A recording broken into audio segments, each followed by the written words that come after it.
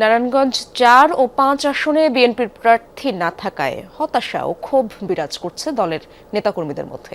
জেলার গুরুত্বপূর্ণ দুটি আসনে কে প্রার্থী হচ্ছেন তা নিয়ে চলছে ব্যাপক আলোচনা।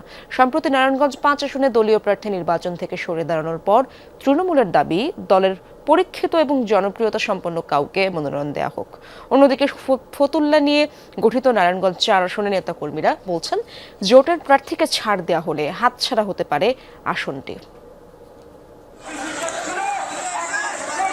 সবখানে নির্বাচনের হাওয়া, রাজনৈতিক সমীকরণ ঘিরে আলোচনার কেন্দ্রবিন্দুতে ত্রয়োদশ জাতীয় সংসদ নির্বাচন। এমন প্রেক্ষাপটের মাঝেই নির্বাচন থেকে সরে দাঁড়ানোর ঘোষণা দেন নারায়ণগঞ্জ ৫ আসনে বিএনপির মনোনীত প্রার্থী মাসুদুজ্জামান মাসুদ। জানিয়ে শুরু হয়েছে নানা জল্পনা কল্পনা ও বিশ্লেষণ। এমন পরিস্থিতিতে আসনটিতে কর্মী সমর্থকদের নিয়ে মাঠে সক্রিয় নেতারা আশায় বুক বেঁধেছেন।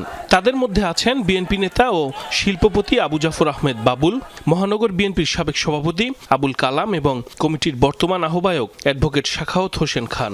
তবে তৃণমূল নেতাকর্মীদের পছন্দের শীর্ষে শিল্পপতি বাবুল। বাবুল ভাই এমন একটা লোক, উনি একটা রিক্সাওয়ালা, একটা ফেরিওয়ালা, একজন শিল্পপতি, সবার সাথে তার সম্পর্ক। উনি যদি মন্ত্রী হয়ে যায় তারপরে এই জায়গায় সপ্তাহে একদিন তারা পাইবেন। এলাকার মানুষ হিসাবে বাবুল সাহেব কেমন এটা আমার বর্ণনা করানো লাগতো না, তৃণমূলের মানুষই বর্ণনা করুন। যদি ওনায় পায় তাহলে আমরা সবাই মিলিতভাবে ওনাকে ভোট দেওয়ার জন্য, জয়যুক্ত করার জন্য একসাথে কাজ করব।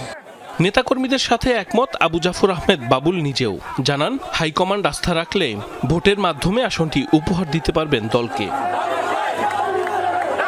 নির্বাচন যে আমাদের উত্তরণের পথ, বাংলাদেশ একটা সুষ্ঠু জায়গায় আসার জন্য যে গণতন্ত্রের দরকার, সেই জিনিসটা কিন্তু আমরা প্রত্যেকটা মানুষকে বুঝিয়ে দিচ্ছি। যদি পূর্ণ বিবেচনা হয় তাহলে আমি সম্ভবত মনে করি, আমি নিজে মনে করি যে আমি একজন যোগ্য প্রার্থী, সেই হিসাবে হয়তো আমার মূল্যায়ন হবে।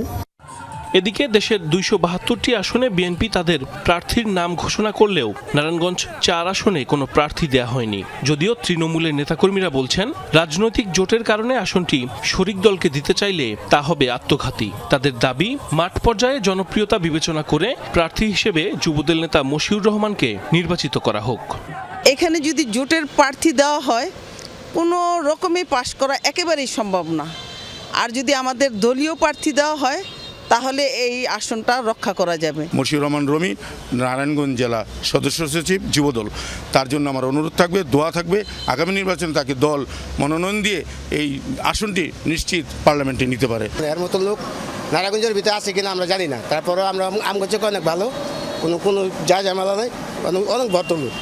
মনোনয়ন প্রত্যাশী মশিউর রহমান জানান, দলের ক্রান্তি লগ্নেও কর্মী সমর্থকদের নিয়ে দায়িত্ব পালন করেছেন তিনি। ২৪-এর ৫ আগস্টের পর সেই কাজে আরও গতি সঞ্চার হয়েছে। মনোনয়ন পেতে হাইকমান্ডের সিদ্ধান্তের অপেক্ষায় রয়েছেন বিএনপির এই নেতা।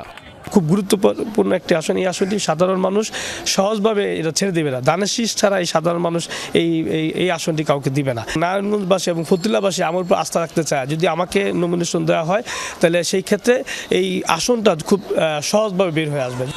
দেশের দ্বিতীয় নদীবন্দর ও প্রধান বাণিজ্যিক কেন্দ্র হওয়ায় নারায়ণগঞ্জ জেলার গুরুত্ব আদিকাল থেকেই। জেলার আসন দুটিতে তৃণমূলের মতামতকে প্রাধান্য দিয়ে প্রার্থী ঘোষণা করবে দল, এমন প্রত্যাশা নেতাকর্মীদের। সাইফ আহমেদ, যমুনা নিউজ।